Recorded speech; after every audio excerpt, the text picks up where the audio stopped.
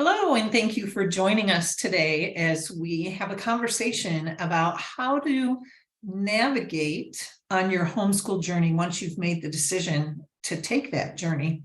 My name is Judy. I am a retired Sonlight homeschool mom, educated 3 children with Sonlight curriculum from kindergarten through graduation.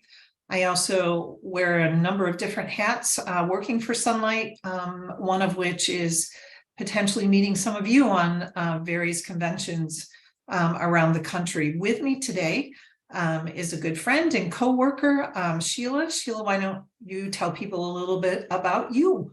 Okay. I too am a retired homeschool mom of 3 kids, and I homeschooled them all the way through. My oldest did go to private Christian school just for high school, but we started when he was in kindergarten, and they are all now out in the world, moving on. Awesome. That was the goal, wasn't it? Absolutely. Absolutely. Well, let's talk a little bit today. I mean, we're going to have to dig deep to remember back when we were in these shoes, but it's not something you forget. No. Homeschooling is a big decision. And so we're having this conversation today because perhaps some people who are listening in are listening to our school choice series this week, and yesterday maybe they listened to the episode on how to make the choice to homeschool. And we know that the decision making doesn't stop there. That initial decision is a big one, but now we need to move on. And so you mentioned the other day, Sheila, when we were talking about this, that you kind of have to view homeschooling like a job. Do you remember what you shared? Yeah, I mean, you really are. You're starting a new job. You are now an educator.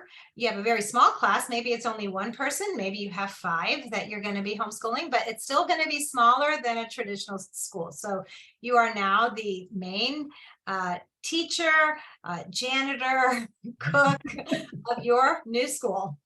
Yes, awesome. And most new jobs, when you take them on, will give you some sort of orientation or onboarding. And so that's what you can consider this. This is day 1 of your new job, and we are your orientation workshop. Exactly. Yeah, so let's talk about something really foundational first. Let's talk about keeping track, because you're going to be making a lot of decisions in the coming day. And I don't know about you, but I don't always keep all of those in my head. So how do people keep track of all those things? So I remember back in the day, I am a researcher. So anytime I'm going to take on a new thing, a new adventure, a new task, whatever it is, I like to do my research. And I remember, very early on, this was before the days of smartphones and all those things where you could just take a picture. We did a lot of copies of things, and I had to corral all those pieces of paper and all those, things that I had gathered information I had gathered into one place.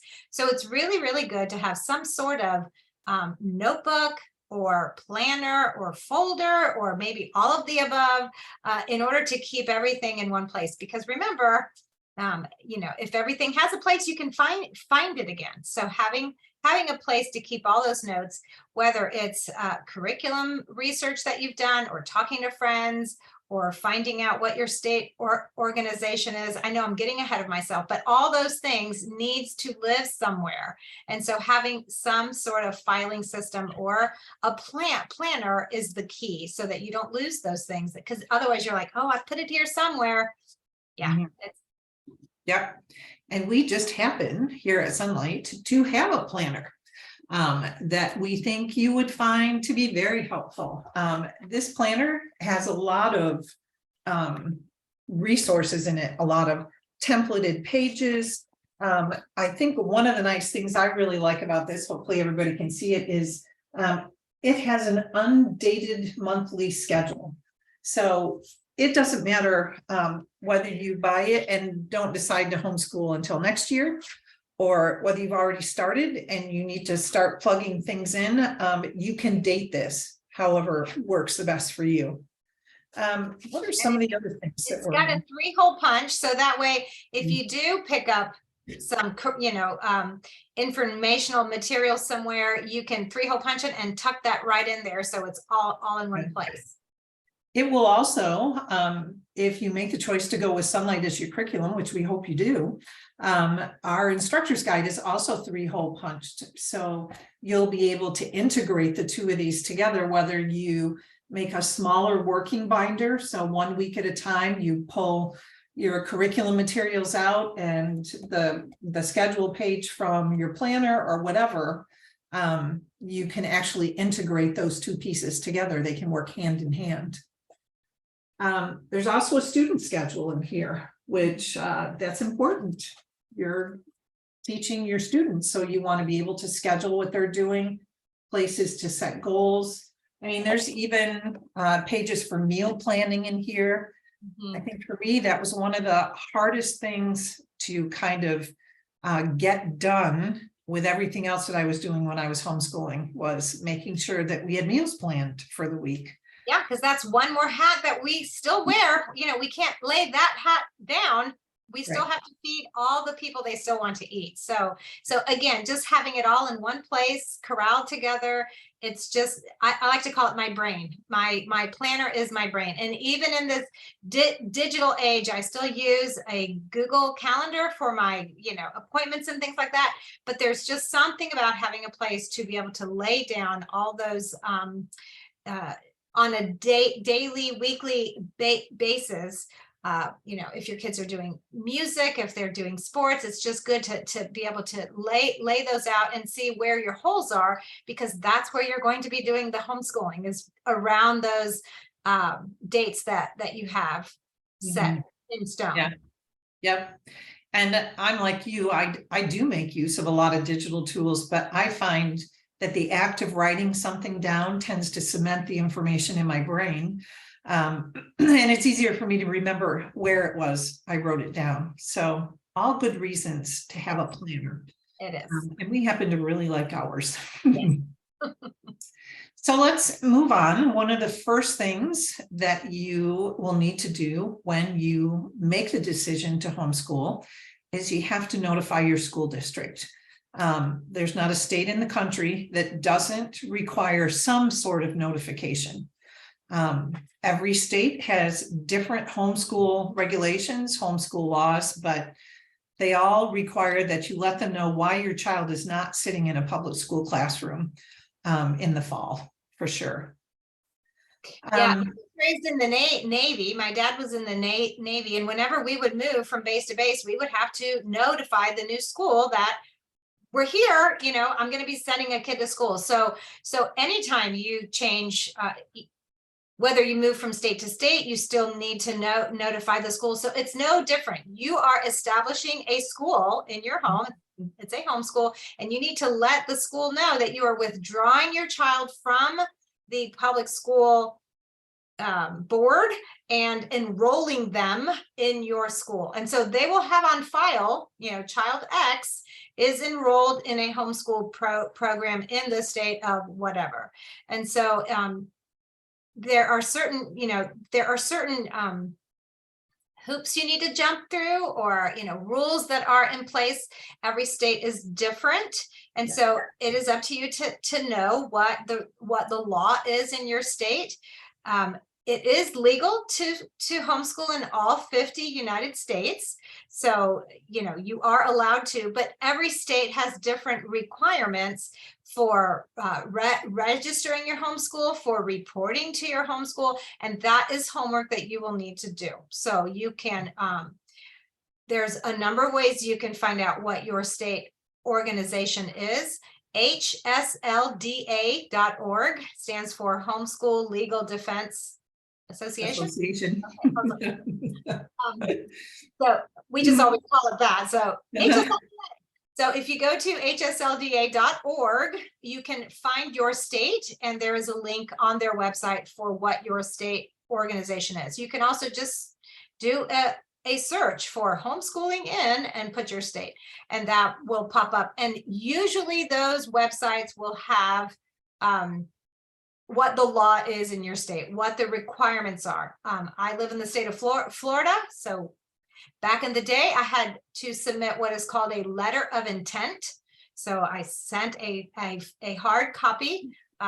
These days they probably would take an email, but back then it had to be a hard copy, and it had to include the child's name, their birth date, because depending on your school, that is going to determine what grade they're in or when they can start school, and whether or not you need to report for kindergarten. Some states require that you report for kindergarten. Some states require you can start reporting in first grade. So again, your state is going to be different. So we had to submit a letter of intent. And once they were enrolled in my homeschool, they were there until I unenrolled them. So my oldest child, who went to private Christian school, I notified the board that I was sending him to this private school. And so he was no longer enrolled in my homeschool. The other two who graduated from my homeschool, I notified them that they have fulfilled the requirements of graduation and they are no longer in school. They have graduated. So, so basically twice, when you enroll them in your homeschool and when they graduate or you unenroll them. Those are the two times that you will need to let them know that you are homeschooling or not. In the state of New York, where I homeschooled, it's very different. New York State homeschooling is one of the most highly regulated states when it comes to homeschooling. And I had to notify my school district every year that I was going to homeschool my children. I did that same letter of intent. But I also, every quarter on dates that I set, had to submit a report to my school district that demonstrated academic progress for that quarter. So I might list that we did math lessons 10 through 25, or I might give an average math test score. My student math average this quarter is whatever. I was also required when I sent in that letter of intent, and when I did it also had to be hard copy. I also had to give them my plan. This is how I'm planning to educate my child. For math, I'm using this curriculum. For history, I'm using this curriculum. It was not so much a do I have your permission kind of thing. It was more a just so you're aware, this is what we're using to educate our children. And then we, at the end of the school year, New York State regulations require standardized testing in certain grade levels, certainly every level of high school and every other year from fourth grade on up. So you really do need to find out what your state's specific regulations are and write it down. Like me, I had to, at the beginning of every year, schedule 4 reporting dates throughout the year, 4 quarterly report dates. It would go into my planner so that a week or 2 in advance, I knew I had to get that done so that I could send it in. The other thing that planner is nice for is keeping a copy of what you send to your school district. One year, my quarterly report got lost somewhere, whether it was in the mail or whether it was once it reached the school building, I don't know. But they came back to me and said, you're delinquent. You have not submitted it. And I was able to pull it out and say, here's a copy dated of what I did send you. And can I send you a copy of what I already sent? So always keep record of what it is you're doing. You may live in a very homeschool free, laid back kind of state, and you may never encounter any of those issues. Or you may live in a state like New York or Pennsylvania, where the regulations are much more rigid or require more. Did it mean it was harder to homeschool? No, not at all. It just meant I had to have my ducks in a row. And that planner was a huge, huge benefit for me. Mm-hmm. So yeah, very important to find out what your state requires and to make sure your school knows that you're homeschooling. So let's go on to some other things that folks will have to navigate. How about what is my homeschool going to look like? I remember someone saying to me when I was very new to homeschooling, don't try to recreate the public school classroom in your house. Why not? Yes, I had friends who went to the school depot where they would like get rid of old school supplies and they would buy school desks and blackboards, and they created a school at home. They had taken an office or a bedroom and made it into a classroom, because really that's how we were taught, and so that's what we know, and we work out of what we know. And if that's really what you want to do, that is fine. But there is a better way. There is no reason to school at home, because you get to do things differently. As the administrator, as the teacher, as the principal, you get to decide what your school is going to look like, and to be able to tailor it for your kids and their needs. A little bit of my story. I have three kids. Two of the three kids are dyslexic, and now we know that they're ADD. I didn't know it at the time. I thought my boy was just a boy. He's a little boy. He's just active. But actually, looking back now, had he gone to school, it would have been very hard for him. I mean, he is now excelling. He's in finance. He's doing really, really well. But had he had to sit in a desk 6 hours a day, et cetera, I don't know that he would be where he is now, because he was able to be himself, and I allowed for him to move around, get the wiggles out. Also with the dyslexia, we didn't know he was dyslexic. He's kindergarten, he's 5. It's, he wasn't picking up on reading as quickly as I'd hoped, but we just kept at it. And so if you recreate school at home, then it's going to look a certain way, and you feel like you're not doing a good job if it doesn't look like a traditional classroom. My husband would come home for lunch and the kids are sprawled all over the couch, all over the floor while I'm reading to them. And he's like, "This doesn't look like school." And then I would tell him, ask them everything they know about giraffes, because we were doing science, and so he would quiz them on giraffes, and they knew so much because they were able to absorb the material, because they weren't concentrating on sitting still in their desks or raising their hand to talk or whatever. So there's so much freedom in homeschooling. You get to choose the curriculum, you get to choose how you do it, you get to choose your schedule, you get to choose if you do it inside or outside. You can take it to the park, you can take it to the beach, you can take it on the road if your husband travels. It's so liberating. So don't bind yourself with the paradigm of what school should look like. Yeah, and I mean, in our case, my husband worked a midnight shift, and so he would come home at 7 or 8 o'clock in the morning, and before he headed off to bed, he would do math with the kids, because he was our math teacher. In fact, there were many days where I would be in the kitchen cleaning up from breakfast or whatever while he was teaching math, and I would suddenly hear my kids start giggling.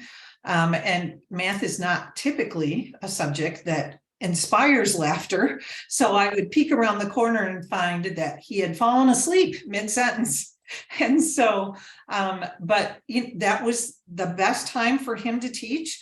And then we had a very quiet homeschool. If we needed to move, and we did, then we would go outside, we would go to a park, we would find other places to do our schooling, because we lived in a small house. And Dad was asleep in a room not very far away from where we were doing school. And so we just had to flex with that. A desk and a blackboard would not have worked for us. It may work, like you said, it may work really well, and there's nothing wrong with it if that's what you're most comfortable with. But don't allow yourself to be bound by that picture in your head from your experience in the classroom. Enjoy that freedom. And there is nothing wrong. We have a coworker who talks often about her wiggly boys, and she would, get done with math, and then she'd get them up and out the door and make them run a couple of laps around the house and bring them back inside. And then they were ready to do something else. And, that's legitimate, and it worked. Back in the old days, they actually had recess where kids would go out and burn some of that pent up energy, but these days not every school does that. So, so think back about some of those things that maybe you used to do that were good, like letting your kids have a break from time to time. You don't have to school for 6 hours straight. You can take breaks and come back, and refocus, take a new subject and go with it. But it doesn't have to look like, the bell ringing and. True. The other thing that I found very liberating about not bringing school home was that I could integrate learning with my everyday chores. We spent a lot of time in the kitchen together. I love to bake. I love to cook. And what better way is there for kids to get real life experience with math and measuring and science, chemical reactions, than to cook with them. And so you have that freedom, and they don't have to wait until they're old enough to go to a home economics class in school. So yeah, just embrace that freedom, really. Yeah, and really learning happens all day long. Yes, you have, your books that you're trying to get through, and so you are going to have, from 9 to 2 or 8 to noon, or however you want to plan out your day. But just because the school books are put away does not mean learning has to stop. Since you are the primary teacher of your kids, you know the things that they're learning. So if you're out and about running errands or going to the park and you see something that ties in with what you've learned, you can make those connections. So really learning is all, like school is always on. Field trips, if you go with your husband on a work trip, we did that a lot. I would always look for those brown signs that tell you there's some kind of historical something or park. We had a reciprocating membership with the kids museum. So any new city we went into, we're like, "Ooh, I wonder if we can get in." And more times than not, we could. So we would go explore kids museums in other towns. And so learning becomes a lifestyle. It is not, okay, I'm done. The school's closed. Now life begins. Nope. It is a lifestyle that you just adopt. And learning becomes fun. You get to learn with your kids. I learned so much with my kids, and they will want to continue to learn after they leave your homeschool. Absolutely. Well, let's tackle the elephant in the room, the biggest decision that most people feel they need to make when they start homeschooling, and that is curriculum. So where did you start when you looked for what was going to be your curriculum material? When you're young and you think you know it all, I do have an education degree. So I was like, I can teach. I'm going to do this. I will write my own curriculum. It'll be great. And then we moved to the town where we live now before I even began. So I had a four-year-old when we moved, and a new friend from our new church told me that there was a homeschool convention in town. And so she gave me the little brochure that had what all the workshops were. And she had circled the ones that she was going to. So I was like, wow, this is great. Because remember, I love to research. So I went to this homeschool convention and went to hear different speakers and all the different vendors. And this was, mind you, 23 years ago, much smaller convention hall than there is now. And I was overwhelmed by all the options. And I just happened to go to a workshop on a curriculum that I was like, I've never heard of anything like this. And it was a literature-based curriculum. And I was an English major. I love to read. And then I got my master's in education. And I was like, is this allowed? Can you just sit and read and it counts for school? Okay, I'm going to try it. I had a kindergartner, a 3-year-old, the baby. So I figured, what's the harm? It's just kindergarten. How bad can it be? If it's really, really bad, next year we'll just, first grade. Or if we need to repeat kindergarten, it's not a big deal. And oh my word, we were enamored from the get-go because you get to just sit and read together. I mean, you do math, you write, there is more to just the reading, but it is not what I was used to. History was so boring to me because it was just textbook, chapter 1, read the chapter, do the questions, take a test. Chapter 2, questions, test, ad nauseum. dates, names, who cares? But when you learn history through a literature approach, history is just, it comes to life. It is in the context of a story, and it is so much more interesting to learn history that way. So I fell in love. My kids loved to be read too, so they were, they loved it too. I mean, they didn't know any different. I had not brought my kids home from school, so there was not a learning curve for us, because this is just what we were doing, and it worked. There are like philosophies of education, and I did research philosophies of education as well. So, that may be something you want to look into, a literature-based curriculum. There are several approaches to that. The Charlotte Mason approach it comes from the 1800s. A woman named Charlotte Mason used real living books, is what she called it, to teach, which is similar to what Sonlight curriculum is.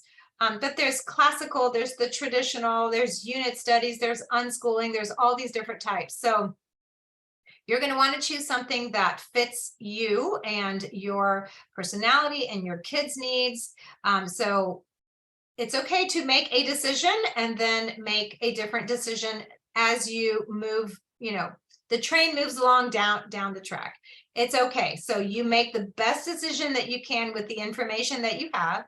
You can poll your friends, you can, I'm sure there's all kinds of Facebook groups where you can get information now. So there's so many different places. It can almost be too much. It can get overwhelming. Talk to your husband, talk to a trusted friend who might be homeschooling, pray about it. And then once you make your decision, jump in, put the blinders on, because the grass is always greener on the other side of the fence. But that's not true. It just looks greener. It's the angle of the light, and and so then if you do need to make course corrections, it's okay. It's not, you haven't failed. If you make one decision and figure out you need to do something else, that's okay. You are discovering your kids, you're discovering their learning styles, their gifting, their holes. Maybe if you're pulling a child out of school, you're uncovering deficiencies that they may have. Maybe they didn't learn their math facts, or maybe their reading is not as strong as you thought it was. So as you uncover things about your kids, then you can say, okay, I need to address this thing. So whether you get a tutor or you step a math program down, or you get a different math program, that's not a problem. The biggest thing is just jumping in and starting. It's funny to listen to your story, because I was the same way. I love reading, and when it came time to choose an education approach for our kids, I thought, well, it's got to be something that's centered around books. And I'm a smart, intelligent person. I don't have a degree in teaching, but I did go to college and I did get a degree, and I thought, I can do this. I can write my own curriculum. And for the first year, 2 years, I did. And I loved it. I went to the library and I decided what our topics were going to be, and pulled the books and wrote the schedule, and I was in heaven. And then baby number 3 came to our house, and that little baby had medical issues. And so we spent the next year in and out of hospitals. There was testing. There were doctor's appointments. There were surgeries, and my time became very, very focused on meeting the needs of this child, and my ability to write my program, went out the window. And so it was at that point in time that a friend happened to introduce me to a literature-based curriculum called Sonlight. And I had a chance to look at her instructor's guide and thought, well, this looks very similar to what I'm already doing, but somebody else has done all the work. What a gift. And so, we went with Sonlight and never looked back. But like Sheila, like you said, finding what you're comfortable with is really very important. A literature-based program has a great deal of flexibility built in. Maybe you're not a person that does well with flexibility. Maybe you need a very, very structured program. You're going to have to think about that and take a look at different curriculum options. And a convention is a great place to do that. In this digital age, most major curriculum companies have samples of their materials online, just like Sonlight does. And so you can actually look at the curriculum without being on a convention floor. So invest that time. And then I wholeheartedly agree. Once you decide, stop looking. It's okay to admire what other people are doing, but if what you chose works for you, then don't go for the next best thing. Stick with it. There is value in being consistent with what you choose to go with. And nothing says you can't change if it's not working. You didn't goof, you didn't ruin your kids. You just need to make a course correction, like Sheila said. So once you make that decision and you get all the things and the boxes show up, from the FedEx truck out front, now you have all this stuff in a household, which if it's full of kids already has stuff in it. And so what do we do with all the stuff? So like I said, we did not have a classroom. Like we did not create, some people have a bonus room above the, garage. That's a playroom that they can convert to a schoolroom. And if you have that, that's great. Cause you have like magic space where you can put all the things. We didn't have that. And so we just, our home was not a model home by any means, because we had bookcases, floor to ceiling, 3 of them. Eventually, we didn't start with 3, but eventually we had to keep buying bookcases. And so it became part of our decor for a time. Remember, my kids are graduating, gone. My house now looks like a model home because I'm not in that stage anymore. It's just a season. But yeah, so you are going to have to find a place for your new things. So, we could get into, I love organization. We could talk for an hour about that. But the very short version is get rid of stuff, declutter, make space, find a place. So whether it's a bookshelf, chest or drawer, it could be a rolly cart, it could be bins under the bed. You need to find a space where you can access your materials in a timely manner. So the attic is probably not a good idea. If you have a basement, maybe, you can have a bookshelf in the basement where you can keep things. And then that instructor's guide, your binder, is also like a bookshelf. That is your schedule. It is your lesson plans. It is your notes. It is your answer key. It is so much. So having that instructor's guide, again, if you're buying with Sonlight curriculum, you get fully planned out lesson plans that you can follow, but it is flexible, so you can tweak. And then having the planner is also, you can put them side by side. So you will need a place for your things, because you will have your instructor's guide and your planner and the main history book that you're reading from, and maybe the read aloud and the answer manual for the math book. And so there are things that you will have and you will need a place for. Each child will need to have a place for their materials, and then you'll need a place for the stuff that you're not currently using. So like the week 29 things.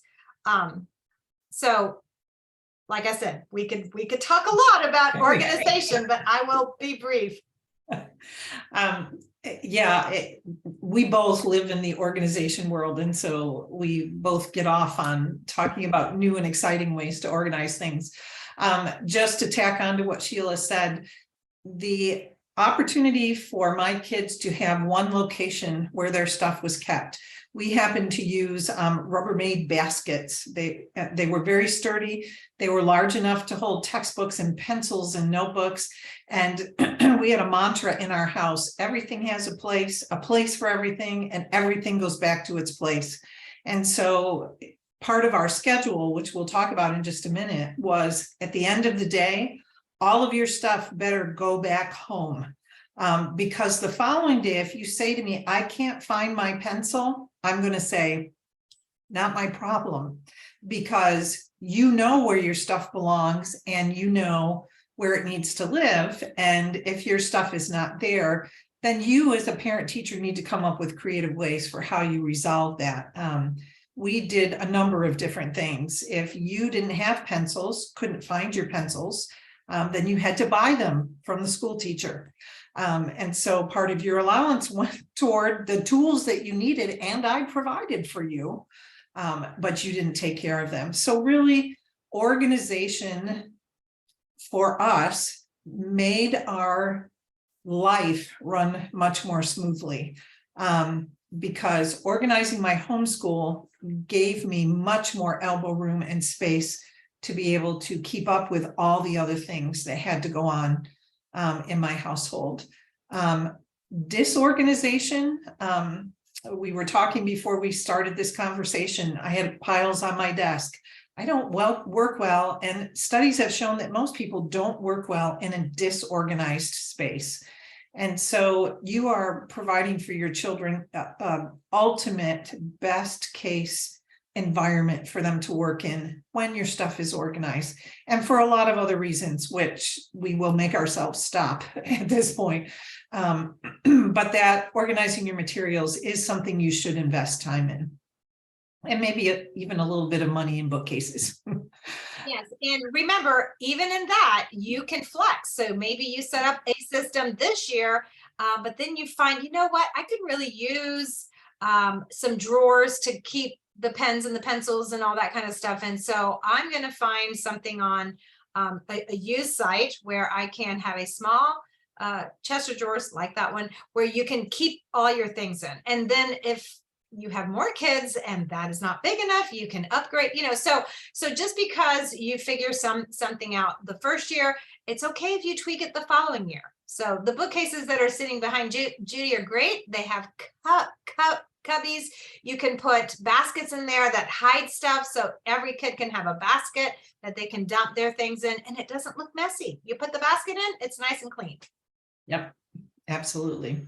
Well, let's talk about that schedule that I made reference to earlier. And here's another place where you have to be flexible. Every aspect of your homeschooling is going to need to flex as your children grow older. When you start in the kindergarten, first grade years, you are spending a lot more one-on-one time with your kids. They need that tutorial experience with you. And maybe you have an infant in the household as well. That's going to hugely impact your schedule. But when your kids get to middle school and everybody can feed themselves and is potty trained and can get up and get dressed in the morning, now you have a different schedule because your kids can do some of their work independently. And that should be a goal, to help them to learn to become independent learners. And by golly, once you get to high school, now kids have part-time jobs and they're volunteering, or they should be, for some, and your schedule changes all over again. So let me start this little conversation about scheduling by saying it will change even from one year to the next. So maybe Sheila, share, a personal experience about how your schedule best worked for your family. So I tried several different things. I tried having every hour a certain thing. So we started at 8, and then at 9 we do this, and at 10 we do this, and that was not as good. I can get a little bit hung up on things like that. So we found that what worked best for us was more of a routine and not a schedule. So we didn't have a bell that went off like at school. But sometimes I used a timer because my kids might dawdle. And so I would set a 20-minute timer, a 15-minute timer, whatever I thought was a reasonable amount for what I wanted them to work on. And I have boys, boy, girls. So I have boys that would love to race the timer, could they beat the timer? And so that was great because then they finish their math worksheet and we could move on. Part of our flow was we would alternate table and couch subjects. And what I mean by that is that some of the materials that you will have are considered couch. They are not skill-based subjects, so you can teach those things to more than one child. There's no reason to teach first and second grade history. It's just history, so you can teach it together. within about a 3-year span. Same with science, same with Bible, same with read aloud. So those are the couch ones.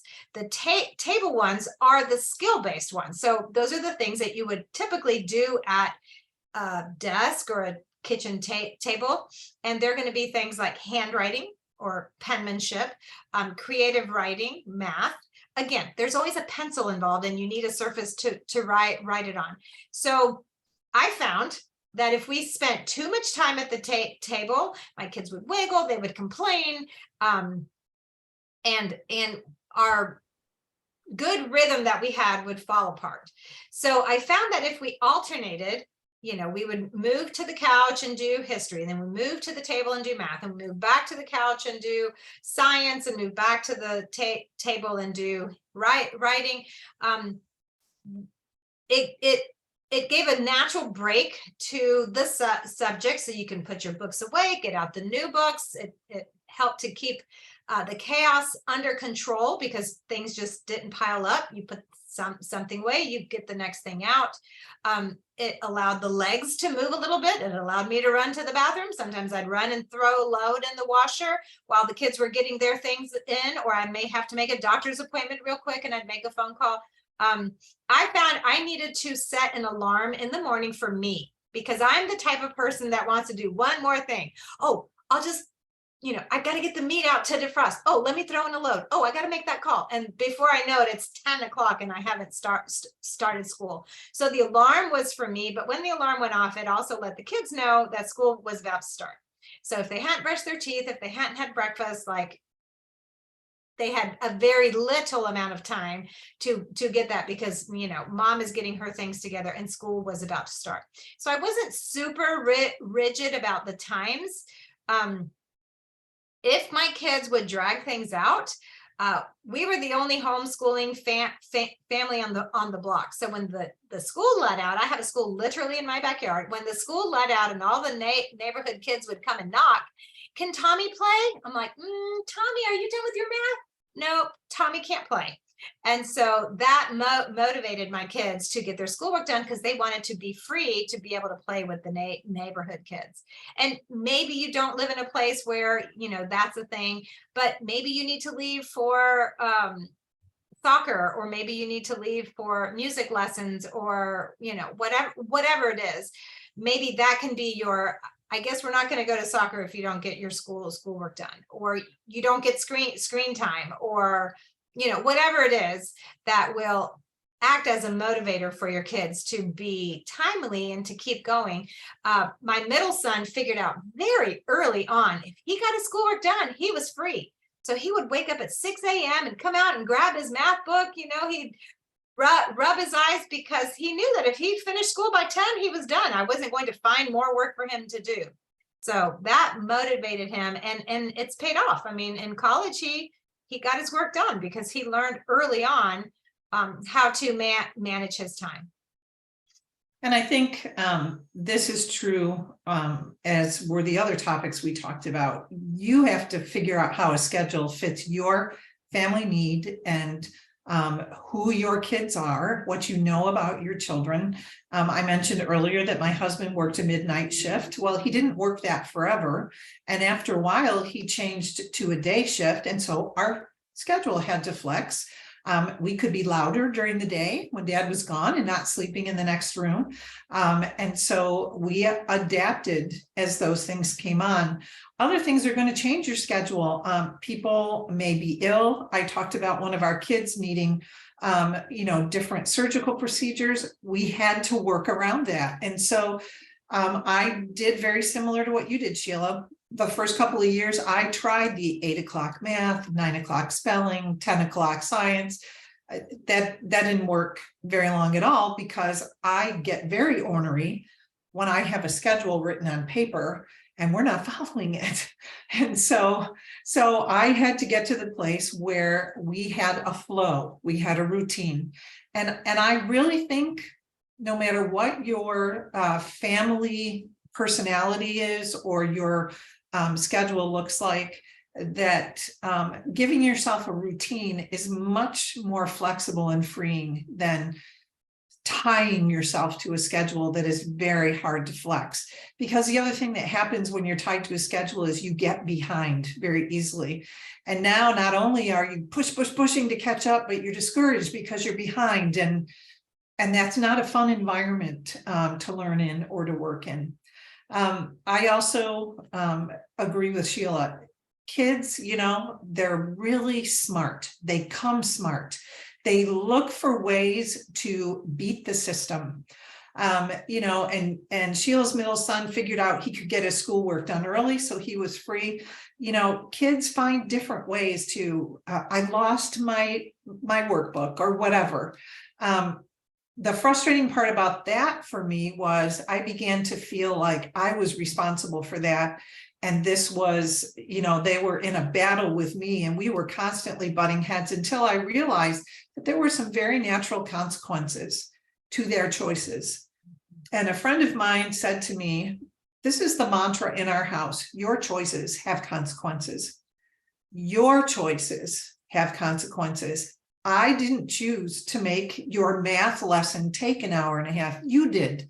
And just, I learned to be very upfront with my kids. Here are the consequences to your not finishing your math.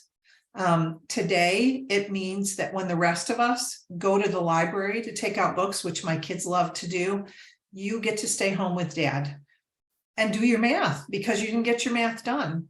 And so one of my biggest recommendations would be look for simple, concrete consequences to choices.